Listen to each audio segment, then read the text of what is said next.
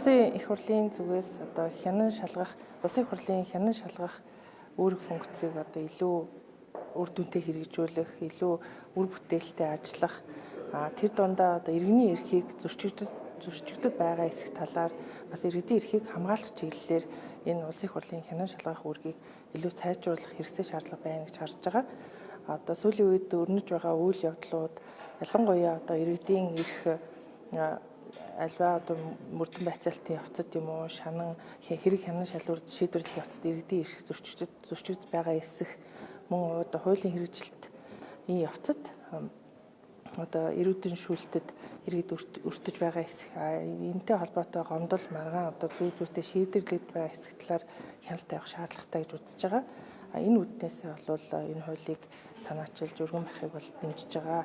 За Монгол улс маань бол эрүүдийн шүүхийн эсрэг конвенцэд нэгдэн ороод олон жил өнгөрж байгаа боловч иргэдийн зүгээс гарч байгаа гомдол олон байна. Шийдвэрлэгдэж байгаа хувь хэмжээ бол маш бага байгаа.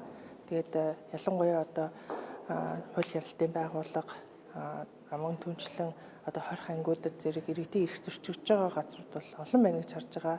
Бас хэвлэл мэдээллийн эрх чөлөө, иргэдийн үг хэлэх эрх чөлөөг хамгаалах шаардлага байгаа нь сүүлийн үед өрнөж байгаа үйл явдлуудаас тодорхой харагдаж байна. За улсын их хурлын зүгээс бол одоо хүний эрхийг хамгаалах дэд хороо ажиллаж байгаа. Тэгээд дэд хорооны зүгээс бол бас тодорхой алхмуудыг авч хэрэгжүүлж одоо хууль эрх зүйн орчин бол харьцангуй бас бүрэн төгөлдөр тогтсон гэж үзэж болох сайн нааштай өөрчлөлтүүд бий. Гэхдээ бас учир дутагдaltaй юм байна гэдгийг бол энэ хүний эрх зөрчигдөж байгаа олон тохиолдлуудаас харж болно.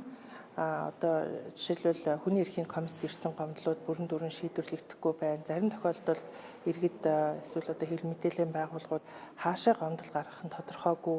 Тэгэхээр улсын их хурлд бол хандаж гомдол гаргах мөн тэрийг нь хянан шийдвэрлэх процесс нь илүү тодорхой байх шаардлагатай гэж үзэж байгаа учраас энэ хуулийн төслийг дэмжиж байгаа. Тэгэхээр их хурлын бүтцэд бол тодорхой хэмжээний өөрчлөлт орно гэж харж байна.